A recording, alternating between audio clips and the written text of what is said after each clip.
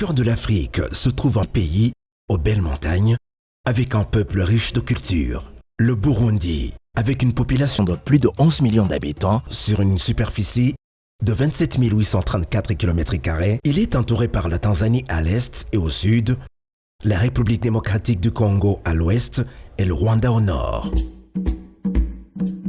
L'agriculture est la base de l'économie du Burundi, mais elle connaît une très faible croissance à cause des moyens limités de la population.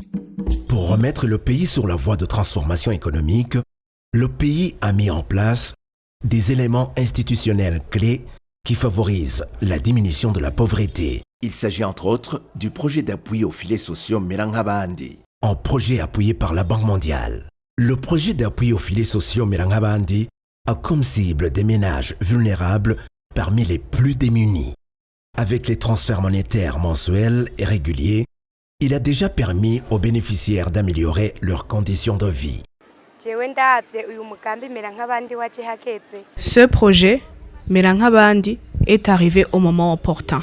Moi, j'étais très pauvre, je n'avais pas d'habits et même les enfants, nous étions dans des situations extrêmes de pauvreté. Tout comme mes enfants, je n'avais pas d'habits. Après avoir reçu le premier paiement, je suis parvenue à acheter mes pagnes et des habits pour mes enfants. Après le deuxième paiement, j'ai acheté une chèvre qui me donne du fumier qui sera fertilisé mes champs. Une des grandes innovations du projet Merangabandi, c'est qu'il a placé les femmes au cœur de toutes ces opérations.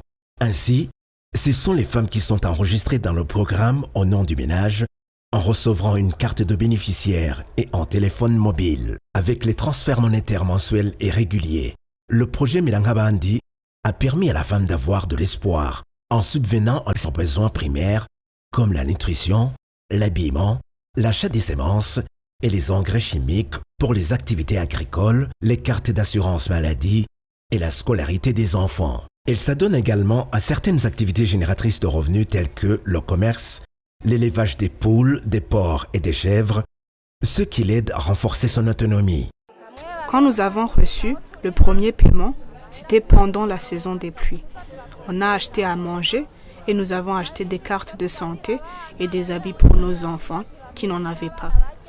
En utilisant le paiement qu'on avait reçu, les enfants sont retournés à l'école. Pour tirer les bénéficiaires de la pauvreté dans laquelle ils sont plongés, le transfert d'argent ne suffit pas. Ainsi, les femmes participent à des séances mensuelles de sensibilisation sur les thèmes variés comme l'éducation financière et les activités génératrices de revenus, la santé maternelle et infantile, le développement du jeune enfant, la nutrition et la scolarisation. Ces activités complémentaires contribuent au changement de comportement des bénéficiaires. Elles dureront 36 mois. Avec l'argent reçu, nous pouvons épargner 5 000 et utiliser 35 000. Si l'enfant tombe malade, tu peux demander facilement un crédit. Pendant la saison culturelle, tu peux acheter l'engrais et les semences et ainsi tu parviens à nourrir la famille. Pendant cette période, le projet Merangabandi aura promu chez la femme bénéficiaire une culture entrepreneuriale et d'épargne tout en améliorant sa santé et ses capacités.